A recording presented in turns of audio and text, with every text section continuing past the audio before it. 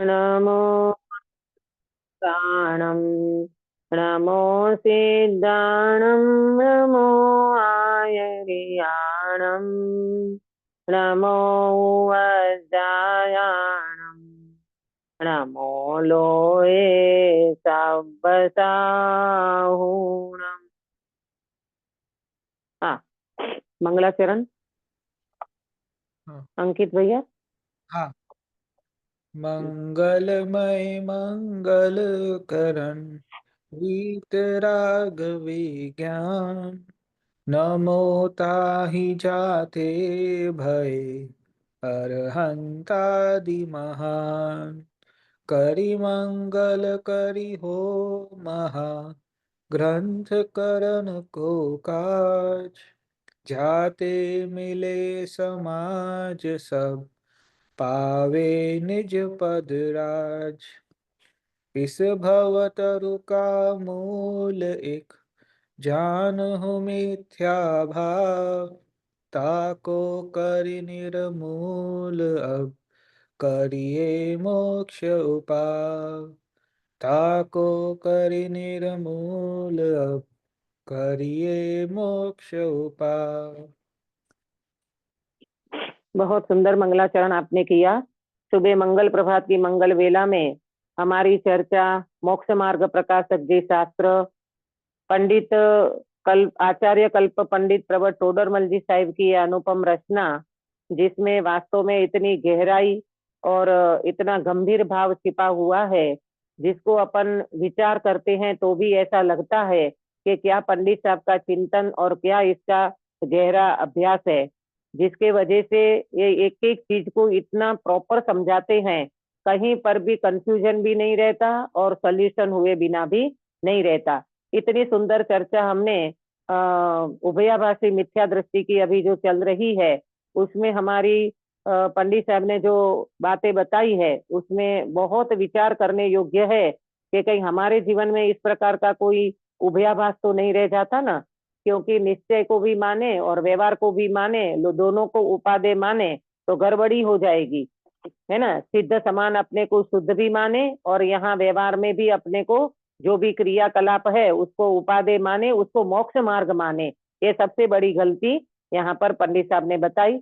बहुत सारे तर्क दे करके उनकी बातों को सिद्ध करा और आगम का रेफरेंस भी बहुत सारे दिए। ये सारी चर्चा करते हुए आज इसको अंतिम दौर में है अपनी चर्चा, ये उभयाभाषी प्रकरण वाली पेज नंबर 256, है ना। यहाँ से अपनी चर्चा आगे चलेगी। यहाँ हम आए थे, कल बात बताई थी कि शुभ उपयोग और शुद्ध उपयोग। ज्ञानी की कल बात बताई थी कि ज्ञानी जीव जो होते हैं, सम्यक दर्शन प्राप्त करने वाले जीव को ये दो चीज पैरेलल चलती है, शुद्ध उपयोग भी होता है और शुभ उपयोग भी होता है। जितनी वितरागता हो गई है उतना शुद्ध उपयोग है, और जितना राग बाकी है उतना शुभ उपयोग चलता है। अज्ञानी को शुभ भाव होता है, शुभ परिणाम होता है, और ज्ञानी को शुद्ध उपयोग प्रकट हो गया है ना, इसलिए उनको शुद्ध उपयोग के साथ साथ शुभ उपयोग भी रहता है। दो धारा पैरेलल चलती है ज्ञानी को। देखो अक्सर बेटा, मिथ्यात्व और सम्यक दर्शन ये एक साथ नहीं रह सकते, परंतु वीतरागता और राग भाव ये एक साथ रह सकते हैं। आया समझ में? हाँ दीदी। है ना। मिथ्यात्व और सम्यक्त्व ये दोनों चीज एक साथ नहीं रह सकती, क्योंकि मिथ्यात्व होगा तो सम्यक्त्व नहीं होगा, सम्यक्त्व होगा तो मिथ्यात्व नहीं होगा।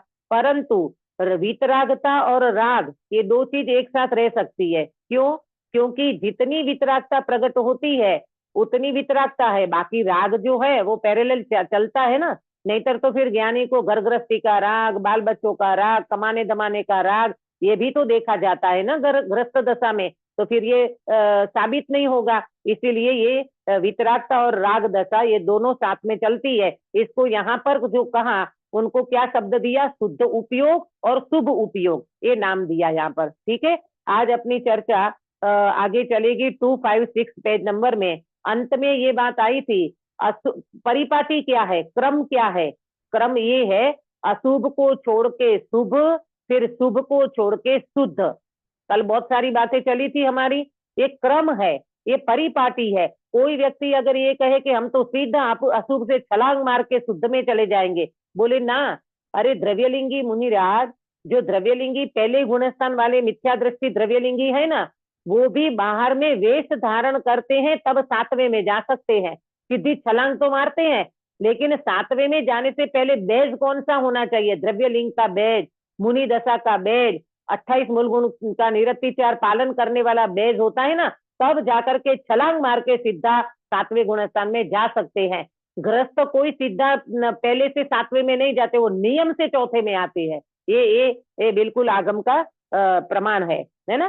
तो देखो, मेरे को इसमें आपको ये बताना था, इसमें एग्जाम्पल भी अपन समझ सकते हैं कि अशुभ और शुभ और फिर शुद्ध आता है, तो इसका क्रम होता है। जैसे कोई व्यक्ति 5वीं कक्षा में पढ़ता है ना, 5वीं कक्षा में पढ़ता है, वो ही व्यक्ति 6वीं में जाएगा, है ना। ये क्रम है ना, 5वीं वाला 6वीं में जाएगा। ऐसा तो नहीं होता कोई पहली कक्षा में पढ़ता है वो सीधा 5वीं में चला जाए ना, 5वीं में से 6वीं में जाएगा। और दूसरी बात, 5वीं छूटती है तब 6वीं आती है। ऐसा नहीं होता कि 5वीं में बना रहे और ये आगे अभी आज चर्चा आने वाली है, इसमें अपन चर्चा करेंगे। देखो यहाँ से पढ़ती हूं मैं, फिर ये वाली बात यहाँ बिठाएंगे।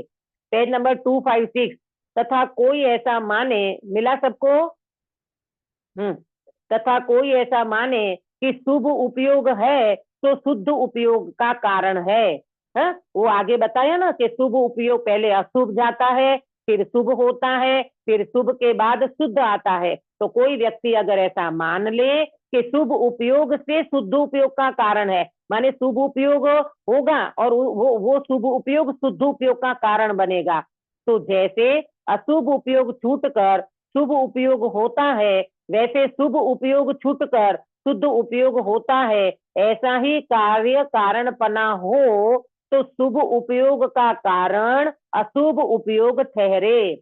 बात जरा गंभीर है, गंभीर माने थोड़ी सोचने की बात है, विचारने की बात है, प्रॉपर समझना। देखो मैं समझाने का प्रयास करती हूँ कि किसी व्यक्ति को शुभ उपयोग चल रहा है, ठीक है, तो अब वो शुभ उपयोग चल रहा है, तो ये शुभ उपयोग में से शुद्ध उपयोग में जाएगा ऐसा कहा जाता है, परंतु वास्तव में तो शुभ उपयोग छूट जाता है और शुद्ध उपयोग प्रकट होता है।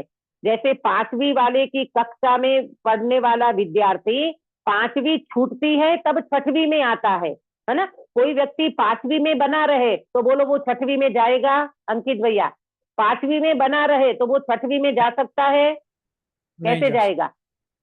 तो फिर कैसे जाएगा? 5वीं बस होगा उसके बाद ही, 5वीं छोड़ेगा हाँ, तभी। 5वीं छोड़ेगा, 5वीं छूटेगी तब 6वीं में आएगा। इसी तरह शुभ उपयोग छूटेगा तब शुद्ध उपयोग होगा।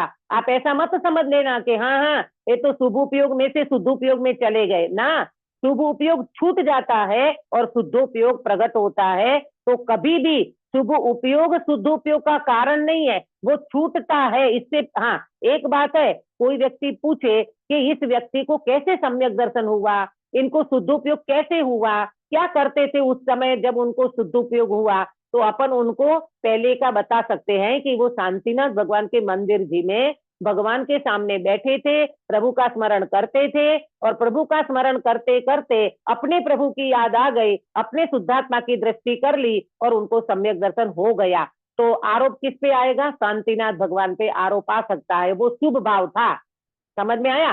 लेकिन भगवान का लक्ष्य छूटे बिना, भगवान की दृष्टि छूटे बिना वो शुद्ध उपयोग में कभी नहीं जा सकता। क्यों? क्योंकि भगवान का लक्ष्य करना ये शुभ भाव है, शुभ उपयोग है, और अपने गायक का लक्ष्य करना ये शुद्ध उपयोग है। बराबर? तो ये बात को समझना कि शुभ उपयोग होता जरूर है, परंतु वो शुद्ध उपयोग का कारण नहीं है। काश्मीरा बेन, आपको समझ में आ रही है बात? हाँ दीदी, आ रही है है। ना? हाँ हाँ, अब देखो, अशुभ उपयोग छूटकर शुभ उपयोग होता है, वैसे शुभ उपयोग छूटकर शुद्ध उपयोग होता है। ऐसा कारण कार्यपना हो, यानी कार्य कारणपना घटित नहीं होगा। देखो, कारण कार्य कारणपना कब घटित होता है मालूम? एक ही द्रव्य में कार्य कारणपना घटित होगा। और यहाँ तो भले एक ही द्रव्य में शुभ भाव और शुद्ध भाव हो रहा है, परंतु शुभ उपयोग ये शुद्ध उपयोग का कारण नहीं बनेगा, क्योंकि वो छूटता है तब शुद्ध उपयोग प्रकट होता है। तो पंडित जी ने यहाँ क्या बात रखी मालूम, अगर ऐसा कार्य कारणपना मानोगे ना तो शुभ उपयोग का कारण अशुभ उपयोग ठहरे, तो फिर ऐसा मानना पड़ेगा कि पहले जीव को जो शुभ उपयोग होता है ना, तो शुभ उपयोग कैसे हुआ, क्रम वाइज अगर विचार करें तो कैसे हुआ, बोलो कौन बताएगा। क्रम से अगर विचार करें तो गिरीश भाई, काश्मीरा बेन आप बता सकते हो। हाँ दीदी, अशुभ छूटे, हम लोग बोले ना अशुभ छूटेगा हाँ और शुभ आएगा, तो फिर अशुभ है ना, कारण बनेगा ना शुभ का। हाँ हाँ, तो देखो बहुत अच्छी बात है कि शुभ उपयोग का कारण अशुभ उपयोग ठहरे। जैसे आपने ये बोला ना कि शुभ उपयोग से शुद्ध उपयोग होता है, इसका मतलब ये हुआ कि अशुभ से शुभ होता है, तो अशुभ उपयोग में रह करके जीव शुभ उपयोग में जाता है, तो ऐसा कभी नहीं बनता। अशुभ छूटता है, शुभ आता है, फिर शुभ छूटता है और शुद्ध आता है, इस तरह से समझना। आपको समझ में आया प्रेमलता जी? जी दीदी। हाँ, मालूम गुरुदेव श्री इसके लिए क्या कहते थे, कई लोग तो ऐसे मानते हैं कि हम शुभ करते करते शुद्ध में चले जाएंगे, अभी हम शुभ करते हैं, व्रत नियम जप तप करते हैं, ऐसे करते करते एक दिन हम शुद्ध उपयोग में चले जाएंगे। बिल्कुल रॉन्ग, बिल्कुल रॉन्ग। गुरुदेव श्री इसके लिए एग्जाम्पल क्या देते थे मालूम, लहसुन खाते खाते कभी तो कस्तूरी की डकार आएगी, लहसुन खाते खाते कभी तो कस्तूरी की डकार आएगी। बोलो गिरीश भाई, पॉसिबल इम्पॉसिबल? Impossible, impossible. क्यों? क्यों?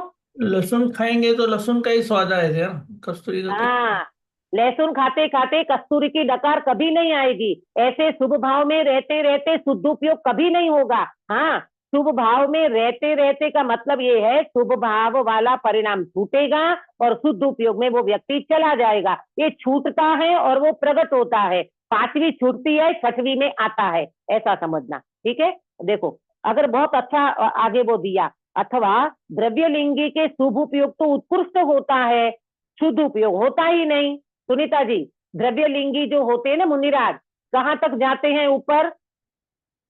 9वीं ग्रेवियक तक। 9वीं ग्रेवियक तक जाते हैं, तो बिना शुभ उपयोग से जाएंगे, इतना उत्कृष्ट परिणाम होता है उनका बाहर का शुभ भाव का, इतने उत्कृष्ट परिणाम के बिना 9वीं ग्रेवियक में जा नहीं सकता। बताओ वो द्रव्यलिंगी शुद्ध उपयोग को प्रकट कर सकता है?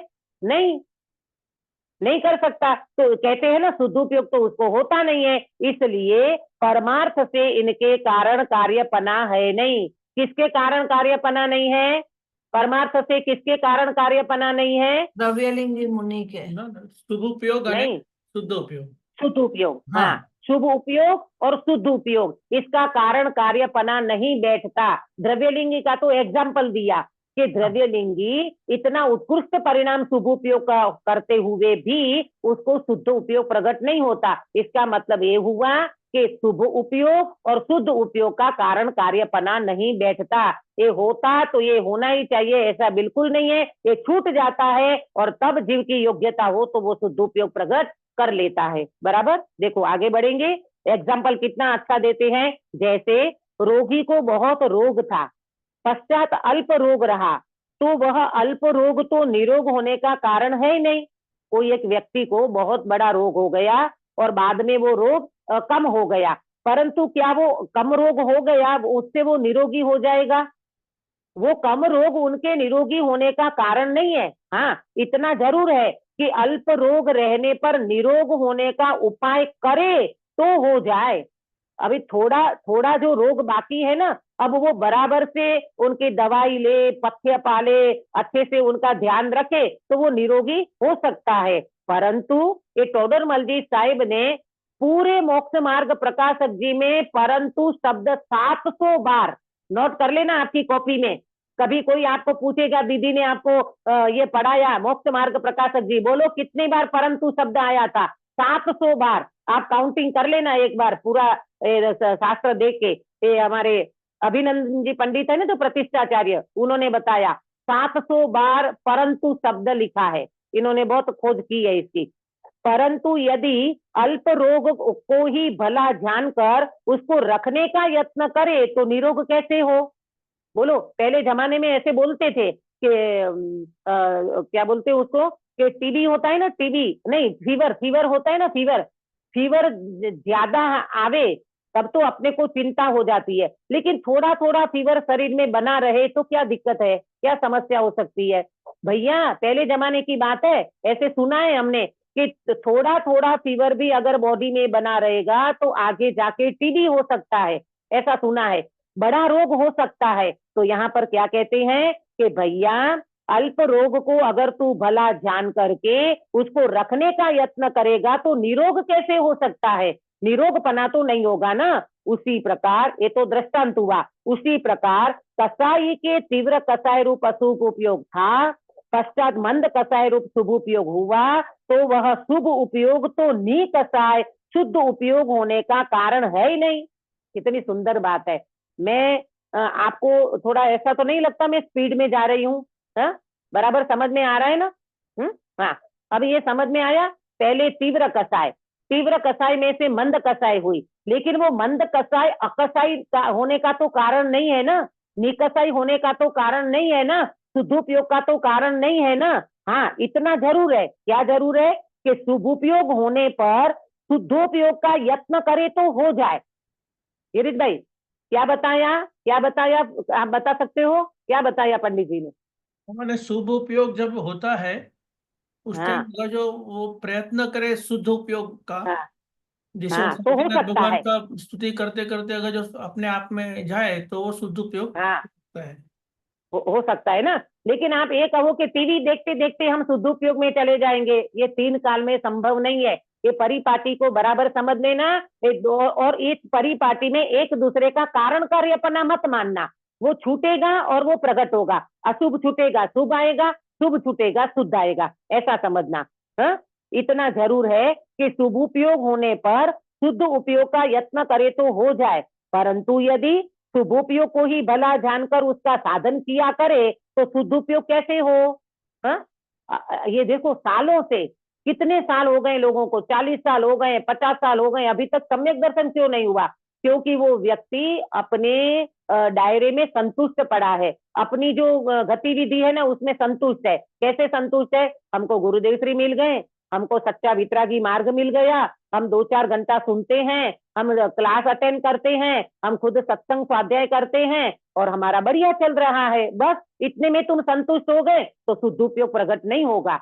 आया समझ में? अरे कल हमने जो आपको प्रैक्टिकल चर्चा की थी ना आपके सामने, उसको अपने को करना पड़ेगा माने वो होगा। अगर आप आत्मार्थी जीव हो ना तो आपकी ये भेद विज्ञान की प्रक्रिया करे बिना कोई भी जीव को मोक्ष मार्ग का एंट्री नहीं होती, मोक्ष मार्ग प्रारंभ नहीं होता। तो ये भेद विज्ञान तो अपने को करना ही करना है, और करना ये तो बुद्धिपूर्वक की बात है। वास्तव में देखा जाए तो आत्मार्थी जीव को ये होता ही होता है। कल वाली चर्चा जो हमने की थी प्रैक्टिकल, ये करना है। इसलिए मिथ्या दृष्टि का शुभ उपयोग तो शुद्ध उपयोग कारण है नहीं। ये मिथ्या दृष्टि जो शुभ उपयोग में संतुष्ट पड़ा है ना, उनका शुद्ध उपयोग का कारण नहीं है। सम्यक दृष्टि को शुभ उपयोग होने पर निकट शुद्ध उपयोग प्राप्त हो, ऐसी मुख्यता से कहीं शुभ उपयोग को शुद्ध उपयोग का कारण भी कहते हैं, ऐसा जानना। अब ये दूसरी बात जो आ गई ना, कहीं कहीं आगम में शुभ उपयोग को शुद्ध उपयोग का कारण कह देते हैं, लेकिन किसका मतलब कैसे कि जो जीव अंदर का अभ्यास करता है तो उसको शुभ उपयोग छूट जाता है और शुद्ध उपयोग प्रकट हो जाता है। तो अपन ऐसा कह सकते हैं कि परंपरा से वो कारण बन गया। ये परंपरा कारण की बात है, परंतु इतना जरूर समझना कि शुभ उपयोग में रहते रहते शुद्ध उपयोग कभी नहीं होगा। शुभ उपयोग छूटेगा और शुद्ध उपयोग प्रकट होगा। देखो अपन जब शुद्धात्मा का अंदर चिंतन करते ना तो ये चिंतन भी छूट जाता है, ये विचार भी छूट जाता है। और चिंतन और विचार छूटने के बाद वो आपको याद है बनारसी दास जी का, वस्तु विचारत ध्यावते मन पावे विश्राम, रस स्वादत सुख उपजे अनुभव याको नाम। किसको अनुभव कहा? वस्तु विचारत ध्यावते मन पावे विश्राम। वस्तु का विचार करते करते चिंतन मनन करते करते मन विश्राम को पा जाता है। फिर अनुभव रस स्वादत सुख उपजे, अतीन्द्रिय रस प्रकट हो गया, अतीन्द्रिय आनंद आ गया, अनुभव याको नाम। इसको अनुभव कहते हैं। कोई विकल्प में रहते रहते, चिंतन करते करते, विचार करते करते आत्मा की अनुभूति नहीं होती। हाँ, चिंतन होता जरूर है, विचार होता जरूर है, परंतु विचार और अनुभूति ये दोनों में जमीन आसमान का अंतर है। आया समझ में? तो ये अपने को समझना पड़ेगा। देखो अब ये बात तो हो गई। अब ये जो उभयाभासी की गलती है ना, उभयाभासी की गलती अंत में पंडित जी बताएंगे कि ये कैसी गलती करता है, कैसे अपने को मानता है। देखो, तथा यह जीव अपने को, माने उभयाभासी जीव अपने को निश्चय व्यवहार रूप मोक्ष मार्ग का साधक मानता है। अपने को क्या मान रहा है? वो सम्यक दृष्टि मान रहा है, साधक आत्मा मान रहा है। वहां पूर्वोक्त प्रकार से अभी तक की जो चर्चा चली ना, उसमें वो अपने को क्या मानता है? निश्चय से मैं शुद्धात्मा हूँ और व्यवहार से मैं क्रिया व्रत शील संयम तप जप करने वाला, व्यवहार से मैं मोक्ष मार्ग है, मेरे को प्रकट है, ऐसा मानता है। तो पूर्वोक्त प्रकार से आत्मा को शुद्ध माना तो सम्यक दर्शन हुआ, वैसा ही जानना तो सम्यक ज्ञान हुआ, और वैसा ही विचार में प्रवर्तन किया तो सम्यक चारित्र हुआ। ये निश्चयाभासी जैसी इनकी है। इस प्रकार तो अपने को निश्चय रत्नत्रय हुआ मानता है गिरीश भाई, उसको प्रकट नहीं हुआ है निश्चय रत्नत्रय, लेकिन मान लेता है मैं आत्मा हूँ। तो मैंने आत्मा को जाना, आत्मा का श्रद्धान किया, और मैं व्यवहार, ये क्या बोलते, चारित्र में मैं प्रवर्तन करता हूँ, दयादान वगैरह में, तो मेरा सम्यक चारित्र हो गया। ऐसा अपने को निश्चय रत्नत्रय हुआ मानता है, निश्चयाभासी की तरह। परंतु अब ये टोडरमल जी साहिब वाला परंतु बहुत विचारने योग्य है। मैं प्रत्यक्ष अशुद्ध, बोलो सुनीता जी, प्रत्यक्ष में क्या दशा चल रही है उभयाभासी की? अशुद्ध, अशुद्ध दशा चल रही है। परंतु मैं प्रत्यक्ष अशुद्ध, तो शुद्ध कैसे मानता, जानता, विचारता हूँ इत्यादि विवेक रहित ब्रह्म से संतुष्ट होता है। गजब है पंडित जी का चिंतन भैया। तू अपने आप को कुछ भी मान ले, लेकिन तेरी जो विचारधारा, तेरा जो चिंतन, तेरी जो प्रवृत्ति और तेरा जो अभिप्राय है, उससे हमें समझ में आ गया वर्तमान में तो तेरी अशुद्ध दशा वर्त रही है, तुझे विवेक नहीं है, और भ्रम से तू अपने को सम्यक दृष्टि मानता है, तू भ्रम से संतुष्ट पड़ा है। पेज नंबर 52 निकाल लीजिए, पेज नंबर 52।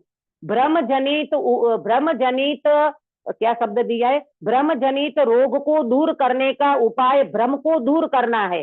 देखो तो पेज नंबर 52 पे है, जरा एक बार देख लो पंडित जी का क्या गजब का, देखो है ना, भ्रम जनित दुख का उपाय भ्रम दूर करना ही है।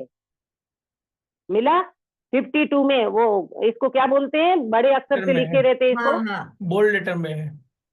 बोल बोलते हैं, हाँ हाँ, बोल्ड बड़े लेटर। अक्षर। हाँ देखो है ना, इधर नीचे एकदम चारित्र मोह वाला है ना, दुख से और उसकी निवृत्ति से ऊपर की लाइन, भ्रम जनित दुख का उपाय भ्रम दूर करना ही है। मिला सबको? हाँ दीदी, हाँ, अपने को समझना पड़ेगा कि पंडित जी क्या कह रहे हैं। पंडित जी कहते हैं उभयाभासी को तुझे भ्रम हो गया है सम्यक दर्शन का, तुझे आत्मज्ञान हुआ नहीं है, तो तू भ्रम को दूर कर। तो भ्रम को दूर कैसे करे? भ्रम जनित दुख को दूर करने का उपाय माला फेरना, जाप करना, भक्ति करना, कि भ्रम दूर करना? भ्रम भ्रम दूर दूर कर, करना। भ्रम दूर करना। गिरीश भाई, आप में और सुनीता जी में कोई मिसअंडरस्टैंडिंग हो जाए और आप दोनों जरा तू में करने लगो, तो आप क्या करोगे? एक दूसरे को छोड़ दोगे कि मिसअंडरस्टैंडिंग दूर करोगे? हाँ, बात करके सुलझाएंगे। बात करोगे, मिसअंडरस्टैंडिंग दूर करोगे। कहीं ऐसा तो नहीं है भाई बाल बच्चों को छोड़ के, घर गृहस्थी छोड़ के भग जाओगे, ऐसा नहीं करते।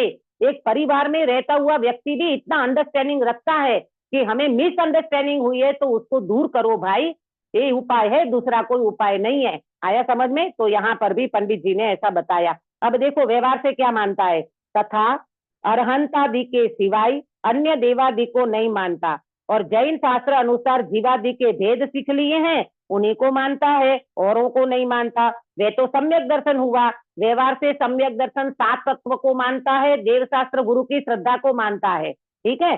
तथा जैन शास्त्रों के अभ्यास से बहुत प्रवर्तता है, उसको मानता है सम्यक ज्ञान हो गया। मैंने बहुत शास्त्रों का स्वाध्याय किया तो मेरे को सम्यक ज्ञान हो गया। मैं देव शास्त्र गुरु को मानता हूँ, 7 तत्व का श्रद्धान है, तो मुझे सम्यक दर्शन हो गया। तथा ये 2 हो गया। अब चारित्र में क्या मानता है? व्रतादि रूप क्रियाओं में प्रवर्तता है, तो सम्यक चारित्र हुआ। मैं व्रत जब तक वो एकदम एक्यूरेट करता हूँ, तो ये मेरा सम्यक चारित्र हो गया। इस प्रकार व्यवहार रत्नत्रय हुआ मानता है, परंतु व्यवहार तो उपचार का नाम है। व्यवहार क्या है? किसका नाम है? व्यवहार उपचार का नाम है। उपचार का नाम है। व्यवहार उपचार का नाम है। और गिरीश भाई, अपन लोक व्यवहार में उपचार को उपचार मानते हैं, फॉर्मालिटी को फॉर्मालिटी समझते, रियलिटी नहीं समझते। हम आपके घर आए ना बेंगलोर, तो आप क्या कहोगे? आइए दीदी जी, ये तो आपका ही घर है, तो वह घर हमारा हो गया क्या? बोलो सुनीता जी, हमारे नाम की रजिस्ट्री कराओगे क्या? नहीं, ये तो एक लोक व्यवहार है। उपचार से कहा जाता है दीदी आप बिल्कुल यहाँ रहिए, आपका ही घर है, आप बिल्कुल संकोच नहीं करिए भैया, ये सारा उपचार से कहा जाता है। उपचार इजिकल टू फॉर्मालिटी और वस्तु स्थिति इजिकल टू रियलिटी, ये हमें इसके लिए समझना। सो उपचार भी तो तब बनता है। अब उपचार कब बनता है? जब सत्यभूत निश्चय रत्नत्रय के कारण आदि हो। अब इसमें समझना, निश्चय रत्नत्रय माने शुद्धात्मा की प्राप्ति, शुद्धात्मा का श्रद्धान, शुद्धात्मा का वेदन, ये तो हुआ नहीं है। और इसके बिना ये कैसे बन जाएगा? देखो, लड़के के लिए लड़की के लिए लड़का तो पसंद किया नहीं है, और वो व्यक्ति अगर मंगलसूत्र पहन करके रास्ते में निकले, तो क्या वो प्रशंसा के पात्र होगा कि निंदनीय होगा? काश्मीरा बेन, निंदनीय होगा दीदी। हाँ, तुरंत पूछेंगे बेटा तूने मंगलसूत्र पहना है तो क्या तेरी शादी हो गई? वो बोलेगी नहीं नहीं, मेरी शादी वादी कुछ नहीं है, मुझे तो ऐसा शौक आया, मैंने मंगलसूत्र पहन लिया। अरे रे प्रभु, जैसे लोक व्यवहार में बिना वर की पसंदगी से अगर तुम मंगलसूत्र जैसा पहनते हो तो भी जगत में निंदनीय बन जाते हैं, इसी प्रकार आत्मा की अनुभूति के बिना अगर तुम ये व्यवहार करते हो तो ये व्यवहार तुम्हारा प्रशंसनीय नहीं बनेगा। आया समझ में? ये पंडित जी यहाँ कह रहे हैं, जिस प्रकार निश्चय रत्नत्रय सद जाए उसी प्रकार इन्हें साधे तो व्यवहार पना भी संभव हो। पहले निश्चय रत्नत्रय को साधो और फिर व्यवहार में ये सब हो जाए तो उसकी कोई बात नहीं है, परंतु इसे तो सत्यभूत निश्चय रत्नत्रय की पहचान हुई नहीं है, तो यह इस प्रकार कैसे साध सकेगा? तो माने वो व्यवहार को भी कैसे साधेगा? आज्ञानुसार हुआ देखा देखी साधन करता है, ये भगवान की आज्ञा है, देखा देखी करता है, परंतु अंदर में कुछ नहीं समझ में आया, इसलिए इसके निश्चय व्यवहार मोक्ष मार्ग नहीं हुआ। इसका ये दोनों गलत है, निश्चय भी गलत, व्यवहार भी गलत। निश्चय से सिद्ध समान मानता है तो निश्चयाभासी जैसा हो गया, और व्यवहार में अपने को क्रियाकांडी मानता है तो व्यवहाराभासी जैसा हो गया, तो दोनों आभासी हुए ना, इसलिए तो इनका उभयाभासी नाम रखा है। दोनों में आभास, निश्चय में भी आभास पड़ा है और व्यवहार में भी आभास पड़ा है। देखो, अब पंडित जी कहते हैं निश्चय व्यवहार मोक्ष मार्ग का आगे निरूपण करेंगे। देखो तो काश्मीरा बेन, पंडित साहब की कितनी भावना थी, अभी और कितना लिखना था इनको निश्चय व्यवहार के बारे में है। हालांकि उन्होंने 9वें अधिकार में लिखे हैं, परंतु वो पूरा नहीं हुआ, और उससे पहले पंडित जी चले गए। उसका साधन होने पर ही मोक्ष मार्ग होगा। तभी तो कहते हैं, छोटे दादा कहते थे कि ये 5000 का शास्त्र बनता। ये जो अपना अभी कितने पेज की है, 400 450 की नहीं है मेरे ख्याल से, है ना? ये कितना बनता? 5000 पेज का बनता, ऐसा अनुमान था छोटे दादा को। बताओ पंडित साहब के अंदर में कितना गहरा चिंतन था, लेकिन क्या करें, काल क्रम से वो घटना ऐसी घट गई और पंडित जी ये देह परिवर्तन कर गए। लेकिन अपने को जितना भी मिला है ना, उनको पूरा मानो, बिल्कुल पूरा समझो। ये मोक्ष मार्ग प्रकाशक एक साइंटिस्ट, जिसको अपन कहिए पंडित साहब को, ये साइंटिस्ट है, हमारे मनोवैज्ञानिक है, हमारे मन की सारी बातें, सारी गलतियां, सारी कमजोरी पंडित साहब ने सामने रख दी है। इस प्रकार ये जीव निश्चयाभास को मानता जानता है, परंतु व्यवहार साधन को भी भला जानता है, इसलिए स्वच्छंद होकर अशुभ रूप नहीं प्रवर्तता है, व्रताधिक शुभोपयोग रूप प्रवर्तता है, इसलिए अंतिम ग्रैविक पर्यंत पद को प्राप्त करता है। देखो, ये जो है ना उभयाभासी, निश्चयाभासी तो स्वच्छंद में प्रवर्तता था, ये ऐसा स्वच्छंदी नहीं है कि बिल्कुल अशुभ में चला जाता है, शुभ में तो प्रवर्तन करता है, परंतु शुभ को मोक्ष मार्ग मानता है, ये इसकी सबसे बड़ी गलती है और इसीलिए वो 9वीं ग्रेड तक चला भी जाता है परंतु क्या बोले मोक्ष मार्ग को प्राप्त नहीं कर पाता। तथा यदि निश्चयाभासी की प्रबलता से अशुभ रूप प्रवृत्ति हो जाए तो कुगति में भी गमन होता है। अगर वो निश्चयाभासी जैसा एकदम प्रबलता से अगर अशुभ में प्रवृत्ति कर ले तो कुगति में भी गमन होता है, परिणामों के अनुसार फल प्राप्त करता है परंतु संसार का ही भोगता रहता है। सच्चा मोक्ष मार्ग पाए बिना सिद्ध पद को नहीं प्राप्त करता है। इस प्रकार निश्चयाभास व्यवहाराभास दोनों के अवलंबी मिथ्या दृष्टियों का निरूपण किया। आया समझ में? पंडित साहब ने इतना स्पष्ट लास्ट में बता दिया, अगर वो शुभ उपयोग में रहेगा तो 9वीं ग्रेड तक चला जाएगा और उसमें निश्चयाभास जैसा आभास भी पड़ा है ना, अगर उसमें अगर वो चला गया तो वो व्यक्ति कहते हैं कि संसार में परिभ्रमण करेगा, कुगति में भी गमन करेगा। तो प्रभु निश्चयाभास व्यवहाराभास ये दोनों आभास वाले जो उभयाभासी हैं उनका जीवन देख करके, उनकी बातों को सुन करके, पंडित जी का चिंतन देख करके हमारे जीवन में कभी ऐसा उभयाभास न रह जाए, हम भी ऐसे न मन में मान ले कि हम निश्चय से तो आत्मा है और व्यवहार से हम जो क्रिया करते हैं व्रत जब तप फील करते हैं उसको हम मोक्ष मार्ग मान लेते हैं, तो हम भी उभयाभासी जैसे बन जाएंगे। तो फिर क्या करना दीदी, हमें करना क्या?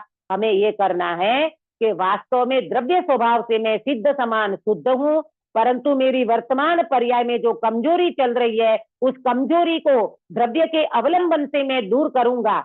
और जब दृष्टि का विषय हो ना तब आप द्रव्य से, गुण से और पर्याय से, मैं पर्याय से भी शुद्ध हूं ऐसा मानोगे तो भी कोई दोष नहीं है, परंतु वो दृष्टि होगी द्रव्य दृष्टि।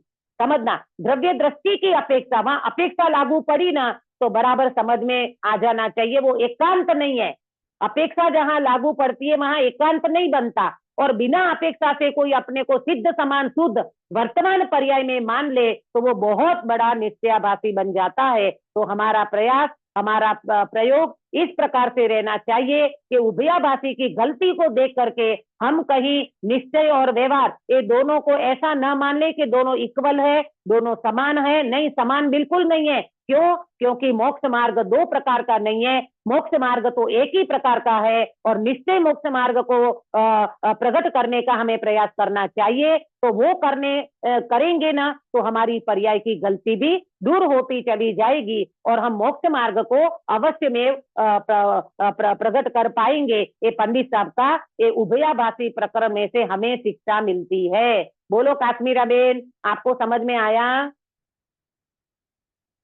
हाँ दीदी, आया आया ना? अपनी गलती कहीं पर भी न रह जाए, है ना? हाँ। जब तक शुद्धोपयोग प्रकट न हो ना तब तक भले ये बाहर में वांचन, स्वाध्याय, चिंतन, मनन सब चलता हो, लेकिन इसको मोक्ष मार्ग नहीं समझ लेना, मोक्ष मार्ग नहीं मान लेना। हो भले ये तो कल भी हमारी बात हुई थी ना कि भाई हमें अशुभ में तो जाना ही नहीं है।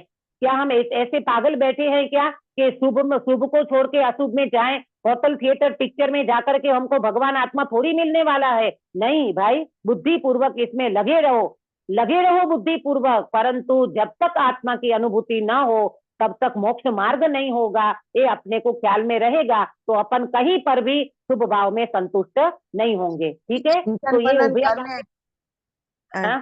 चिंतन मतलब भेद विज्ञान करने को बैठते हैं ना मन, मतलब वो है ना, फिर 2-5 मिनट तक ठीक है, फिर मुझे रुचि नहीं रहती है, वापस मन बाहर ही भटकता रहता है। तो क्या करना? क्योंकि फिर ऐसा लगता है कि क्या बैठे का बाहर का ही विचार आता है, ध्यान आत्मा की तरफ जाता ही नहीं है। तो चाहे देखो वापस काश्मीरा बेन, पढ़ाई करे, हाँ शास्त्र पढ़े, ऐसा नहीं लगता है क्योंकि भेद हाँ, विज्ञान बराबर है आपका, सही है। आपने जो प्रश्न पूछा वो मुझे समझ में आ गया। ये सभी व्यक्ति इस दायरे से गुजरता है, इस परिस्थिति से हर कोई व्यक्ति, हम भी गुजरे हैं, हम भी खूब गुजरे हैं इसमें से।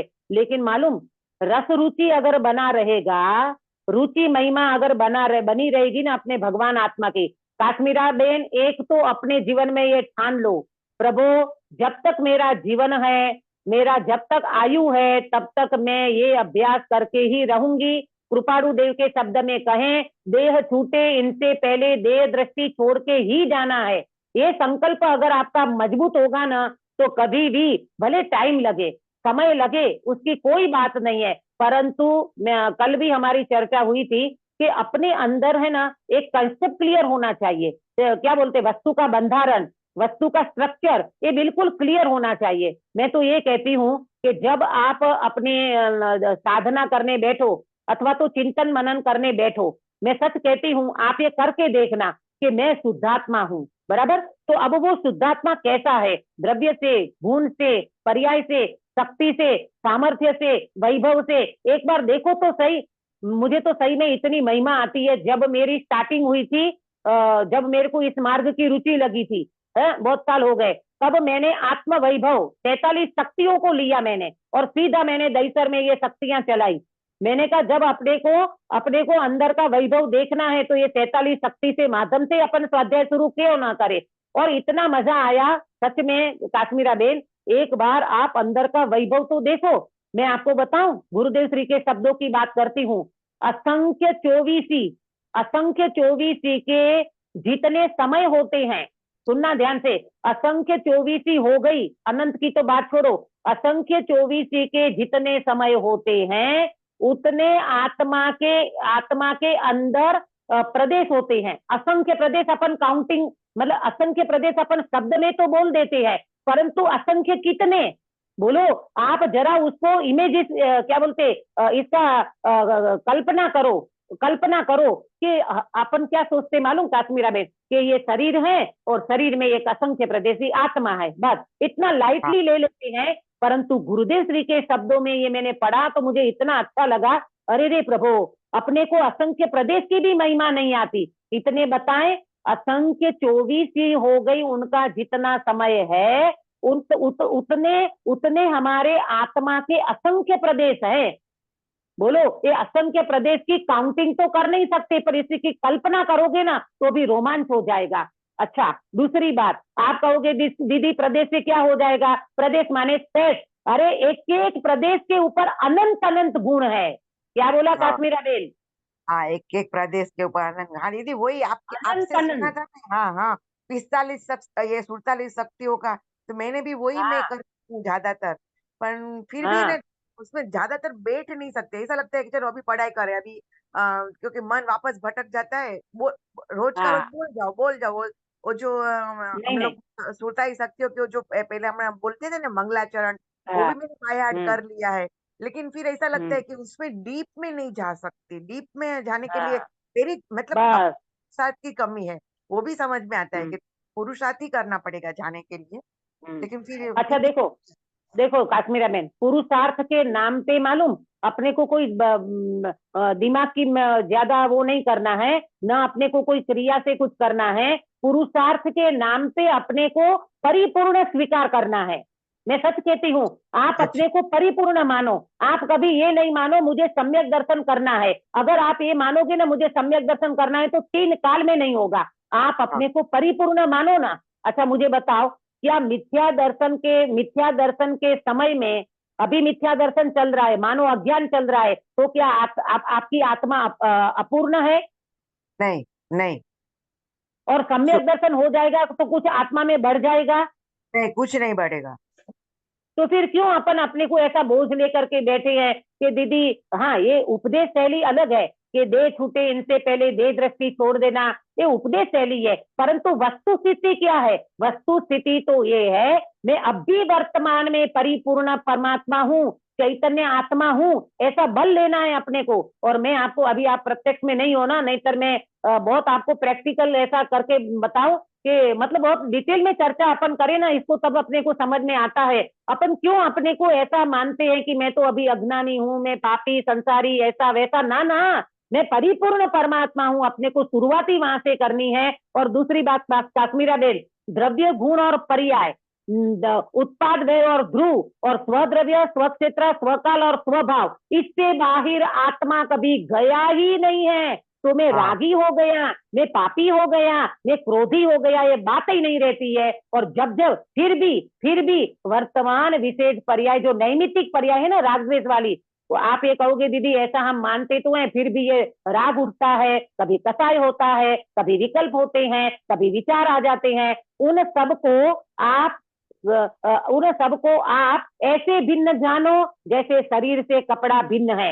इसको तो भिन्न जान लेते ना। इसी तरह आप ये अभ्यास करोगे ना, आप बैठ करके ऐसा अभ्यास करो ना कि देखो अभी अपन बैठे हैं, ठीक है, अभी आंख बंद है, सब आंख बंद कर दो, मैं भी आंख बंद करती हूँ। अब सुनो, अब कुछ नहीं बोल रही हूं मैं, आपके अंदर में जो भी चल रहा है उसमें क्या होता है एक बार ऑब्जर्वेशन करो।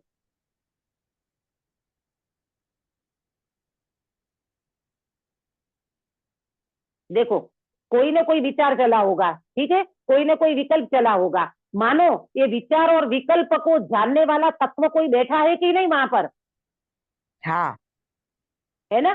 तो ये हाँ विचार को जानने वाला जो ज्ञान, ये विकल्प को जानने वाला जो ज्ञान, ये विचार और विकल्प से बिल्कुल भिन्न है। मेरी शुद्धात्मा में विचार विकल्प होते ही नहीं है। तो होते कैसे हैं? अरे भैया, परद्रव्य का लक्ष्य करने से कर्म का उदय निमित्त होता है, तो ये नैमित्तिक भाव उत्पन्न होते हैं। तो मैं तो उनका जानने देखने वाला भगवान आत्मा हूं ना। जब आप ऐसा अंदर में ये करोगे ना, स्वभाव को फोकस करोगे ना, ज्ञान के ऊपर आओगे ना, बिल्कुल आपका कब विचार चले जाएंगे और ज्ञान प्रकट हो जाएगा। आपको एकदम से ऐसा लगेगा, अरे वाह, ये मेरा चैतन्य तत्व, ऐसा में ज्ञान स्वभावी भगवान आत्मा। इसमें थोड़ा समय लगेगा, आप पेशेंस रखना और ऐसा अभ्यास रोज करना।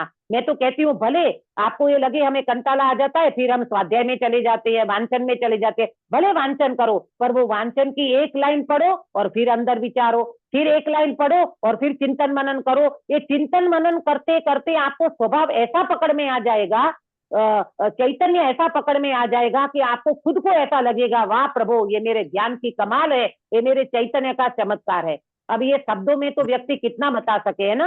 हाँ दीदी, हाँ बराबर हाँ, है। नहीं, ये अच्छा अभ्यास दीदी, करने आपने की बहुत बात सारा है। बताया। नहीं दीदी, बहुत बहुत अच्छा बताया। मतलब वो वांचन करते करते एक एक लाइन पढ़ के फिर चिंतन मनन करेंगे तो बराबर है। हाँ, हाँ तो मालूम, सुनो, अभी अभी अभी काश्मीरा में अपने को क्या लगता है मालूम, ये तो अपन समय लेकर के बैठते हैं ना, तब की बात है। मैं तो ये कहती हूँ 24 घंटा एक उदय धारा चलती है और 24 घंटा ज्ञान धारा चलती है।